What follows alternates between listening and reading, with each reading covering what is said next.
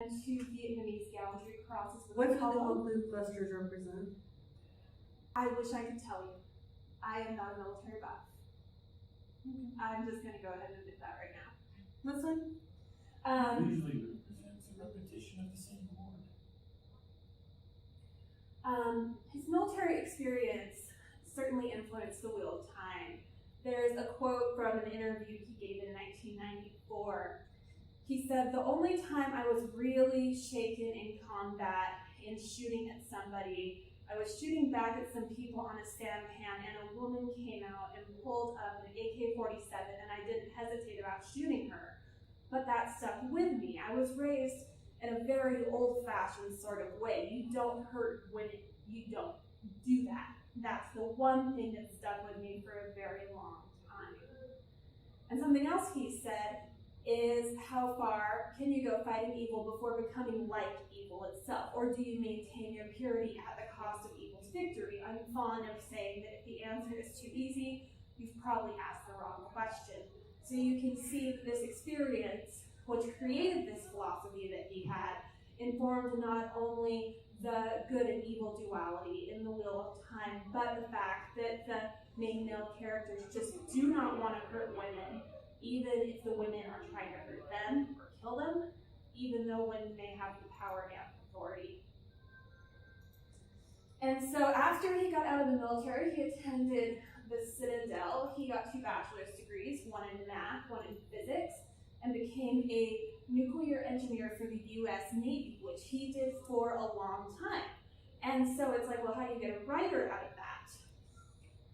And he, this is a quote, "I had always said one day I will write. Then when I was 30, I was walking back from a dry dock to my office, and I had a fall and tore up my knee very severely. There were complications in the surgery. I nearly died. I spent a month in the hospital, and I spent 3.5 months recuperating before I could walk well enough to go back to the office. During that time, I reached a burnout in reading. I remember picking up a book by an author I knew I liked, reading a few paragraphs, and tossing it against the room and saying, 'Oh God, I could do better than that.' And then I thought, all right, son, it's time to put up or shut up." And so he finished The Eye of the World in 3.5 months. He wrote it longhand on legal yellow pads. And when he went back to work, he typed it up in the evenings, made edits, sent it to a publisher, and the best he was hoping for was, good, but not quite good enough, keep trying, you'll get there. I was very surprised to get an enthusiastic letter back offering to buy the novel, and then I tried to negotiate some minor points of the contract. I didn't have an agent and was equally shocked to get a letter back withdrawing the offer, because they thought that you shouldn't quibble as a new writer. It didn't matter because I decided I would ignore the second letter. The first letter said I could write. So there were things happening at work I found very irritating. I cleared my desk. I completed every project in the pipeline. And I laid down my resignation. And his boss said, "You can't go." And he said, "Read the resignation, I'm going." And his boss said, "If you do this, you will never work for the United States government again." And Robert Jordan said, "Can I have that in writing?"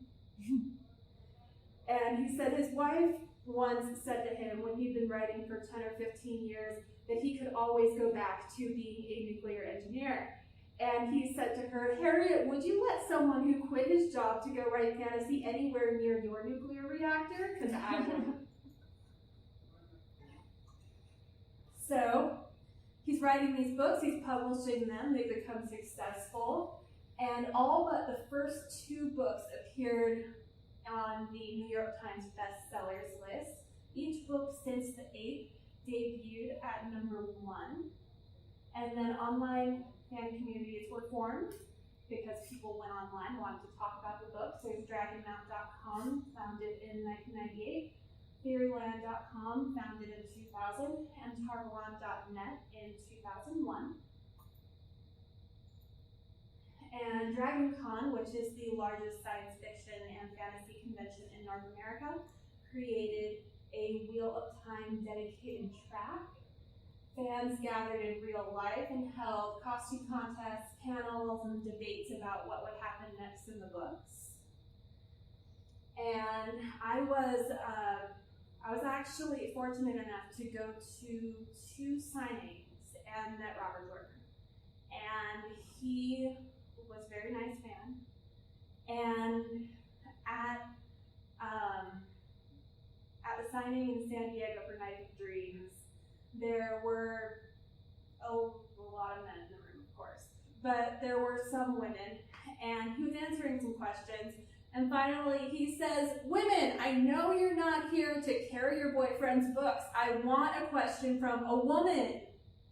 So I asked the question, and he told me we could find out. What question did you ask? I asked, how long does it take to ride from World's End to Tarwin's Gap? Which probably doesn't make sense to you yet, but I know it makes sense to you.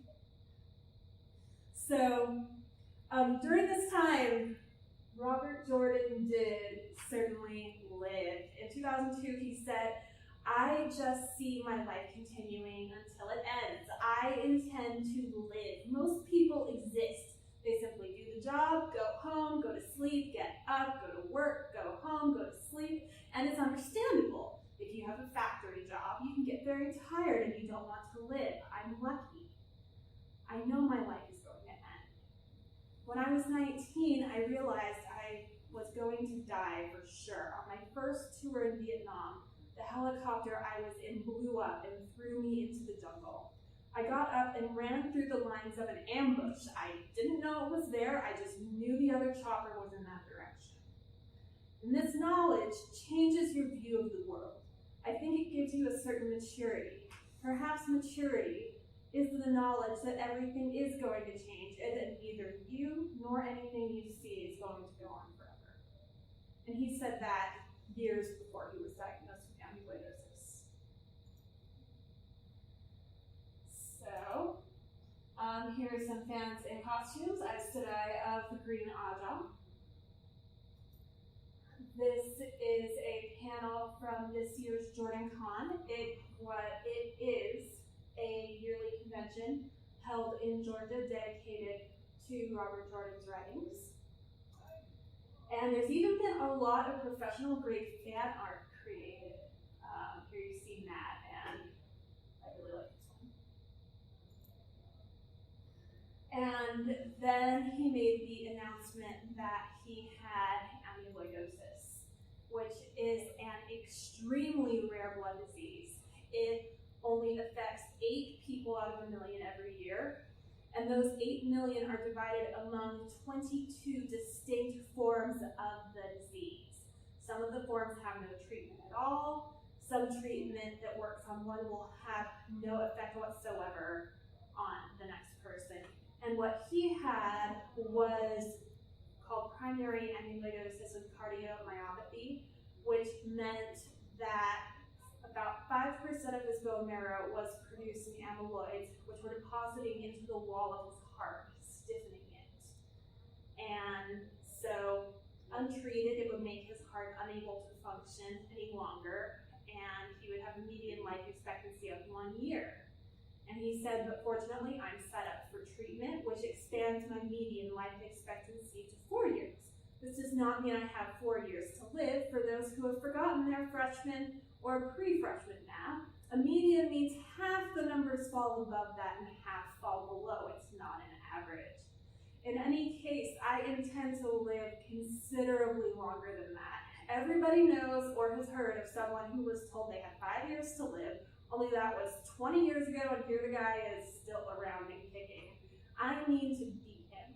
I sat down and figured out how long it would take me to write all the books I currently have in mind without adding anything new and without trying to rush anything. And the figure he came up with was 30 years. And he was 57, so anyone at that age hoping for another 30 years is asking for a fair bit, but I don't care. That's my minimum goal. I'm going to finish these books, all of them, and that is that. If I get less than full remission, my doctor already, she says, has several therapies in mind, though I suspect we will be heading into experimental territory. And if that's where it takes me, however, so be it. I have 30 more years left of books to write, even if I can keep from thinking of any more, and I don't intend to let this thing get in my way. So he continued to plan and write as he went through chemotherapy. They decided to, if I understand correctly, kill the bad bone marrow, so to speak, harvest the good bone marrow, grow it, and do that as part of the therapy. And he already had tons of notes about the series, and so he expanded the notes that he already had, and he wrote scenes from books that would be coming out and other passages in between scenes, etc. And then he passed away. I remember when I found out when he died. I have a friend who has cerebral palsy, and she's in a wheelchair. And we were walking through the library, and she told me Robert Jordan died. And I stopped so fast, she almost fell out of her wheelchair. Yeah, it was a big thing. It was covered by USA Today, the New York Times, the LA Times, and the BBC. And of course, you know, all the fans were grieving. He was a great man, and he died. But the question in the back of our minds was, would the series be finished? Not that anybody wanted to say that out loud at first. But, and so, a young writer named Brandon Sanderson wrote a eulogy for Robert Jordan on his website. And it reads in part, "Now he's gone, and I'm sure many see this as an opportunity, not a tragedy. Who is the heir apparent? I wonder how many authors emailed their editors Monday asking them if anyone was needed to finish the Eye of the World series. Even if none of them are chosen for the task, there will be a feeling that the publisher needs to push somebody to fill the hole in their lineup. And yet, I sit here thinking that something has changed, something is missing. Some hated you, Mr. Jordan, claiming you represented all that is terrible about popular fantasy. Others revered you as the only one who got it right. Personally, I simply feel indebted to you. You showed me what it was to have vision and scope in a fantasy series. You showed me what could be done. I still believe that without your success, many younger authors like myself would have never had a chance at publishing their dreams. You go quietly, but leave us trembling." So then, this is from Harriet, who is Robert Jordan's widow and editor, and Brandon Sanderson. This explains how she ended up choosing him to finish the I series. had not heard of Brandon until it was the week of my husband's death. A friend was visiting. She put in front of me a printout, and it was the eulogy for Robert Jordan that Brandon had posted on his website. Brandon's eulogy was really beautiful and very loving. And I thought, gosh, this guy, he knows what the series is all about. And I got on the phone, called Tom Doherty and said, send me one of Sanderson's books. And he's a bit darker than Robert Jordan, but the series, as everyone knows, is heading towards Tarmangaden, which is the battle with the Dark One that will decide the fate of the world. Tom said, okay, I'll go for that. We'll go for Brandon. You made it clear that you would love to do this. And that was wonderful. That's what I needed to hear.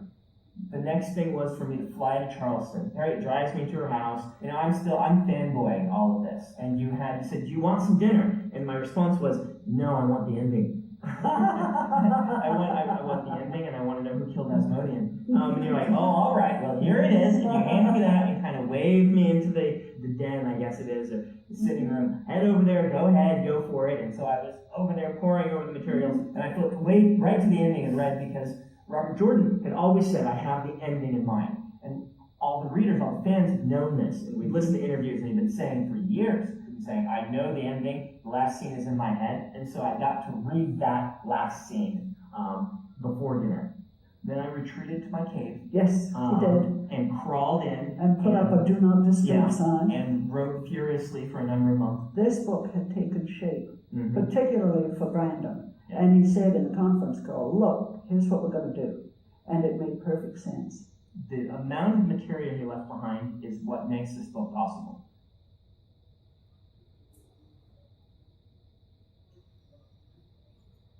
And Brandon, as you know, lives in New York, so it's pretty easy to get stuff signed. We live in Salt Lake, it's really nice. So Brandon completed the series, but as he wrote, the book literally grew too long.